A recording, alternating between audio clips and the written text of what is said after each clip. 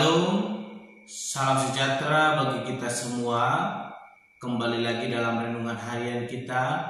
Mari Bapak Ibu kita memuji Tuhan, kita katakan Allah itu baik.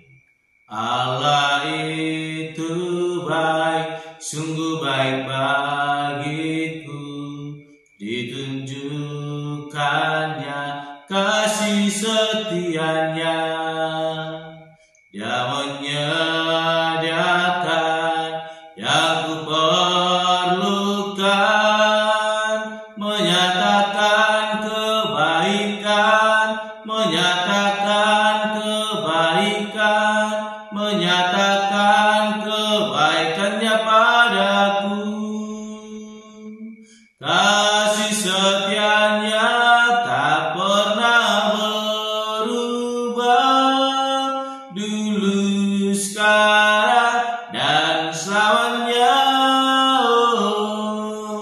Ajaiblah kuasa dalam namanya, Yesusku luar biasa. Amin. Mari Bapak Ibu kita membuka Alkitab kita dari kitab 2 Tawarik pasal yang kedua, ayat pertama sampai dengan yang ke-18. Satu pasal kita akan bacakan. Demikianlah firman Tuhan dengan perikop persiapan untuk mendirikan bait suci. Salomo memerintahkan untuk mendirikan suatu rumah bagi nama Tuhan dan suatu istana kerajaan bagi dirinya sendiri. Dan Salomo mengerahkan 70.000 kuli, 80.000 tukang pahat di pegunungan, dan 3.600 mandor untuk mengawasi mereka itu. Lalu Salomo mengutus orang kepada Huram, raja negeri Tirus, dengan pesan, "Perbuatlah terhadap aku seperti yang kuperbuat terhadap ayahku Daud, ketika engkau mengirim kayu aras kepadanya, sehingga ia dapat mendirikan baginya suatu istana untuk tinggal di situ. Ketahuilah, aku hendak mendirikan sebuah rumah bagi nama Tuhan Allahku, untuk menguduskannya bagi dia, supaya di hadapannya dibakar ukupan dari wangi-wangian, tetap diatur roti sajian, dan dipersembahkan korban bakaran pada waktu pagi dan pada waktu petang, pada hari-hari Sabat dan bulan-bulan baru, dan pada perayaan-perayaan yang ditetapkan Tuhan Allah kami, sebab semuanya itu adalah kewajiban orang Israel untuk selama-lamanya. Dan rumah yang hendak kudirikan itu harus besar, sebab Allah kami lebih besar dari segala Allah. Tetapi siapa yang mampu mendirikan suatu rumah bagi dia, sedangkan langit, bahkan langit yang mengatai segala langit pun tidak dapat memuat dia? Dan siapakah aku ini, sehingga aku hendak mendirikan suatu rumah bagi dia, kecuali sebagai tempat untuk membakar korban di hadapannya? Maka sekarang kirimlah kepadaku seorang yang ahli mengerjakan emas, perak, tembaga, besi, kain ungu muda, kain kirmiji, kain ungu tua, dan yang juga pandai membuat ukiran, untuk membantu para ahli yang ada padaku di Yehuda dan di Yerusalem yang telah ditunjuk ayahku Daud. Kirim juga kepadaku kayu aras, sanobar, dan cendana dari gunung Libanon, sebab aku tahu bahwa hamba-hambamu pandai menebang pohon dari Libanon. Dalam pada itu hamba-hambaku akan membantu hamba-hambamu untuk menyediakan bagiku sejumlah besar kayu, sebab rumah yang hendak kudirikan itu harus besar dan mentajubkan. Dan untuk tukang-tukang yang menebang pohon kuberikan gandum 20.000 kor, jelai 20.000 kor, anggur 20.000 bat, dan minyak 20.000 bat sebagai bahan makanan bagi hamba-hambamu itu. Dan Huram raja negeri Tirus mengirim surat balasan kepada Salomo yang berbunyi, "Karena Tuhan mengasihi umatnya, ia telah mengangkat engkau menjadi raja atas mereka." Lalu Huram melanjutkan, "Terpujilah Tuhan Allah orang Israel, yang menjadikan langit dan bumi, karena ia telah memberikan kepada Raja Daud seorang anak yang bijaksana, penuh akal budi dan pengertian, yang akan mendirikan suatu rumah bagi Tuhan dan suatu istana kerajaan bagi dirinya sendiri. Maka sekarang aku mengirim seorang ahli yang penuh pengertian, yakni Huram Abi, anak seorang perempuan dari Bani Dan, sedang ayahnya orang Tirus. Ia pandai mengerjakan emas, perak, tembaga, besi, batu, kayu, kain ungu muda, kain ungu tua, lenan halus, dan kain kirmiji, dan juga pandai membuat segala jenis ukiran dan segala jenis rancangan yang ditugaskan kepadanya, dengan dibantu oleh ahli-ahlimu dan oleh ahli-ahli ayahmu, tuanku Daud. Baiklah sekarang Tuanku kirim kepada hamba-hambamu hamba-hamba Tuanku gandum dan jelai, minyak dan anggur yang telah Tuanku sebutkan itu. Dan kami akan menebang kayu dari gunung Libanon sebanyak engkau perlukan, dan membawanya kepadamu dengan rakit-rakit melalui laut sampai ke Yapo, dan engkau dapat mengangkutnya ke Yerusalem. Lalu Salomo menghitung semua orang asing laki-laki yang ada di negeri Israel sama seperti yang pernah dilakukan Daud ayahnya. Maka terdapatlah 153.600 orang, dan dari antara mereka 70.000 orang dijadikannya kuli, 80.000 orang tukang pahat di pegunungan, dan 3.600 orang mandur yang harus menyuruh orang-orang itu bekerja. Amin. Bapak Ibu sangat terkasih dalam nama Tuhan Yesus Kristus, kita kembali merenungkan firman Tuhan, dan saya berikan tema bagi kita semua, yaitu Salomo mendirikan bait suci. Sekali lagi, Salomo mendirikan bait suci. Bapak Ibu sangat terkasih dalam nama Tuhan Yesus Kristus, kita telah merenungkan firman Tuhan bagaimana Salomo boleh meminta hikmat kebijaksanaan kepada Tuhan, dan hal ini kita boleh merenungkan bagaimana Salomo mendirikan bait suci. Bapak Ibu sangat terkasih dalam nama Tuhan Yesus Kristus, hikmat kebijaksanaan yang dimintakan oleh Salomo kepada Tuhan, dan Tuhan telah memberikan hikmat itu kepada Salomo, ternyata dipergunakan dan dipakai Salomo dengan baik dan untuk kemuliaan bagi nama Tuhan Allah. Kita perhatikan Bapak Ibu, ketika Tuhan telah menyatakan hikmat kebijaksanaan dalam kehidupan Salomo, ia tidak memakai hikmat itu untuk mencari keuntungan sendiri, untuk boleh memakai hikmat itu untuk memeras orang-orang yang miskin, atau menjadikan itu menjadi tameng dalam hidupnya untuk boleh membodoh-bodohi orang lain, tetapi dia memakai hikmat yang daripada Tuhan untuk boleh memuliakan Tuhan Allah. Kita perhatikan apa yang ia miliki, ia pakai untuk boleh mendirikan bait suci Allah.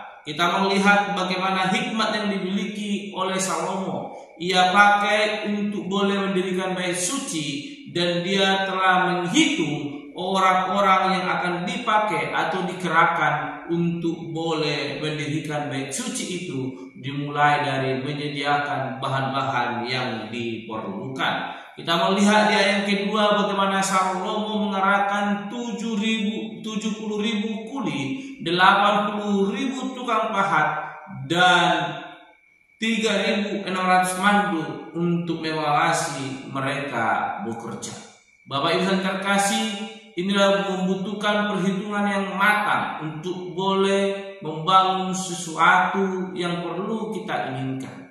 Seperti yang dilakukan oleh Raja Salomo, dia ingin mendirikan bait suci Allah, bahkan kerajaan untuk dirinya sendiri. Dan dia telah menghitung itu dan mengerahkan begitu banyak orang untuk boleh mendirikan bait suci Allah. Dan dia juga boleh mencari orang yang memiliki keahlian dalam hal-hal tersebut, sehingga kita melihat di ayat yang ketiga bagaimana Salomo mengutus orang kepada Huram, raja negeri Tirus, dengan pesan, "Perbuatlah terhadap aku seperti yang kau perbuat terhadap ayahku Daud." Ini membuktikan bagaimana Salomo tetap memperhatikan dan tetap melihat bagaimana masa depan yang akan ia lalui. Dia memperhatikan bahwa dia membutuhkan orang-orang yang cekatan, orang-orang yang pandai di dalam mendirikan bait Allah tersebut. Dan dia boleh mengingat dan dia boleh melihat bagaimana relasi yang ayahnya miliki, dan itu tetap ia bangun, sehingga dia boleh mengutus orang kepada Huram, raja Tirus, untuk boleh membantunya di dalam mendirikan bait suci, bahkan kerajaan baginya. Oleh karena itu Bapak Ibu yang terkasih, hal ini membuktikan Betapa besar hikmat kebijaksanaan yang Tuhan nyatakan di tengah-tengah kehidupan Raja Salomo. Sehingga hikmat kebijaksanaan yang dimiliki bukan dipakai untuk kepentingan sendiri, namun ia pakai untuk memuliakan Allah dan mempertahankan kerajaannya untuk tetap memuliakan Tuhan Allah. Dan kita melihat bagaimana jawaban daripada Huram, raja negeri Tirus itu, dikatakan kepada Raja Salomo ketika ia meminta supaya membantu Raja Salomo di dalam mendirikan bait suci Allah. Raja Huram berkata kepada Raja Salomo, Allah yang telah menetapkan engkau menjadi raja, maka saya pun siap untuk boleh melakukan sesuai dengan surat yang engkau kirimkan. Bapak Ibu sangat terkasih dalam nama Tuhan Yesus Kristus, ayat ke-7, bagaimana Raja Huram menyatakan, maka sekarang kirimlah kepadaku seorang yang ahli mengerjakan emas. Ini adalah catatan yang boleh diberikan oleh Raja Salomo kepada Raja Huram. Sehingga kita perhatikan Bapak Ibu ayat ke-11, dan Huram raja negeri Tirus mengirim surat balasan kepada Raja Salomo yang berbunyi, karena Tuhan mengasihi umatnya, ia telah mengangkat engkau menjadi raja atas mereka. Dan di ayat yang ke-13, maka sekarang aku mengirim seorang ahli yang penuh pengertian, yakni Huram Abi. Bapak Ibu sangat terkasih dalam nama Tuhan Yesus Kristus, betapa besar hikmat kebijaksanaan yang dimiliki oleh Raja Salomo, dan ia pakai untuk boleh memuliakan Tuhan, sehingga Tuhan turut bekerja memberkati orang-orang yang jauh, orang-orang yang bukan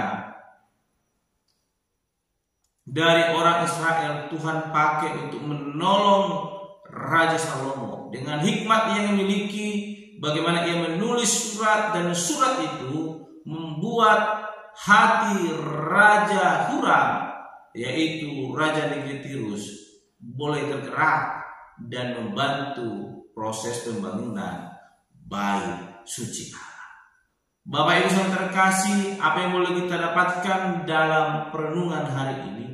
Kita boleh diajarkan supaya apa yang kita miliki, hikmat pengertian yang kita miliki, jangan kita pakai untuk kepentingan kita sendiri, namun mari kita pakai untuk boleh memuliakan Allah. Maka pada saat itu Tuhan akan turut campur tangan menolong, memberkati kita. Sekalipun mungkin kita membutuhkan banyak orang, membutuhkan orang-orang yang bijaksana dalam membantu proses kemajuan kita. Kita percaya ketika kita memakai hikmat kebijaksanaan kita untuk memuliakan Allah, maka Tuhan akan menolong, memberkati kita, sebagaimana Tuhan Allah menolong Raja Salomo dalam mendirikan bait suci Allah, mengirimkan orang-orang yang cekatan, mengirimkan orang-orang yang pandai sesuai dengan yang diinginkan Raja Salomo, sehingga proses pembangunan bait suci Allah mulai berjalan. Demikian dalam hidup kita, ketika apa yang kita miliki, apa yang menjadi hikmat dalam hidup kita, kebijaksanaan yang kita miliki, kita pakai untuk memuliakan Allah,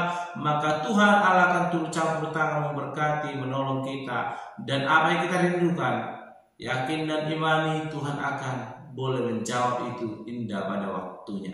Namun ketika hikmat kebijaksanaan yang Tuhan telah curahkan atas hidup kita, kita pakai untuk kepentingan sendiri, bahkan merugikan orang lain, ini akan menjadi malapetaka dalam hidup kita. Berkat yang seharusnya kita nikmati akan berubah menjadi kutuk. Oleh karena itu, tetaplah pakai apa yang boleh kita pakai untuk menghormat bagi nama Tuhan Allah. Kita pakai sehingga nama Tuhan boleh dipermuliakan, sebagaimana yang dilakukan oleh Salomo. Biarlah ini menjadi panutan dalam hidup kita untuk boleh memuliakan Allah melalui hidup kita, bukan untuk membuat orang lain menderita sehingga Allah murka atas hidup kita. Biarlah kiranya berkat kasih karunia Tuhan boleh melimpah dalam hidup kita ketika kita mempergunakan hikmat tulisannya dalam hidup kita untuk boleh memuliakan Tuhan Allah. Amin. Mari kita berdoa. Bapa Surgawi, kami kembali bersyukur untuk renungan firman Tuhan yang boleh kami renungkan hari ini, yang mengajarkan kami dari Raja Salomo bagaimana hikmat kebijaksanaan yang miliki boleh ia pakai dengan penuh di hadapan Tuhan Allah untuk kepentingan memuliakan Tuhan Allah. Sehingga Tuhan Allah boleh turut campur tangan mengirimkan orang-orang yang begitu cekatan sesuai dengan kerinduan Salomo untuk membangun bait suci Allah. Bapa yang baik, mampukan kami, urapi kami.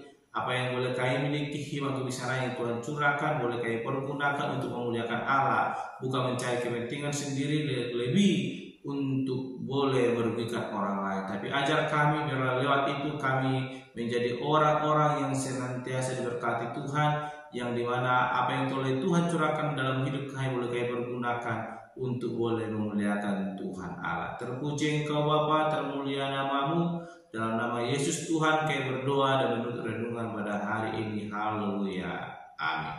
Shalom Bapak Ibu. Tuhan Yesus memberkati.